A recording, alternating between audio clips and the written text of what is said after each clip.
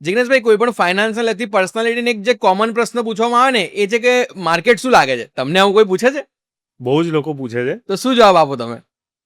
લોકો છે ને આનો જવાબ બહુ કોમ્પ્લેક્સિટીથી આપે છે. હું બહુ સિમ્પલ સરળ ભાષામાં સમજાવી દઉં. માર્કેટ છે ને બહુ જ સરળ વસ્તુ છે, લોકો એને બહુ કોમ્પ્લિકેટેડ બનાવી દે છે. તમે દર મહિને ખર્ચો કરો છો? હા. તમારો ખર્ચો એ કોઈક ને કોઈક કંપનીની તો આવક છે. 100%. તો શેર બજાર શેનું રિફ્લેક્શન છે? એ કંપનીના પ્રોફિટનું. તમારો ખર્ચો, કંપનીની આવક, એનો પ્રોફિટ, એ જ તો શેર બજારમાં થવાનું. તો તમે ખર્ચો કરવાના જ છો, કરવાના છો ને દર મહિને. જી 100%. તો કંપનીનો ભાવ વધવાનો છે. સિમ્પલ. હવે તમને થોડું કોમ્પ્લેક્સ કહ્યું, કઈ તારીખે તમે શું ખર્ચો કરવાનો છે તમે મને કહી શકશો? એ તો નક્કી ના હોય, તો બસ પણ તો થાય ખરો. તો એ જ વસ્તુ છે કે થવાનો શ્યોર શોર્ટ છે, પણ નક્કી નથી ક્યારે થશે.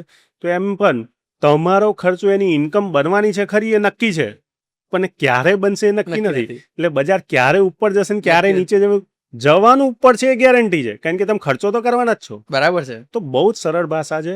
આખી દુનિયા, ઘણા લોકો મને કોઈ કંપની વિશે પૂછે, એક્ઝામ્પલ આપું, કોઈ મુझे કોલગેટ શું લાગે છે?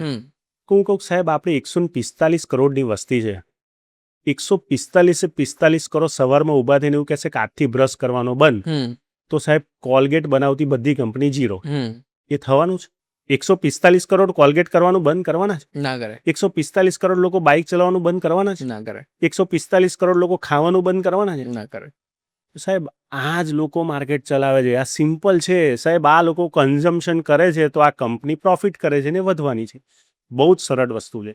તો માર્કેટને બહુ કોમ્પ્લેક્સ રીતે જોવાની જરૂર નથી. બહુ જ સરળ રીતે જુઓ. આની અંદર લાંબો સમય રોકાવો, પૈસા બનશે. જિગ્નેશભાઈ, અંતમાં જે દર્શકો જોઈ રહ્યા છે એમને ફાઇનાન્શિયલ ટીપ આપવી હોય તો શું કહેવા માંગશો? ફાઇનાન્શિયલ ટીપ એટલી જ કહું છું કે વેલ્થ ક્રિએશન કરવા માટે રાહ જોવાની જરૂર નથી. આજથી જ ચાલુ કરો. Amount doesn't matter.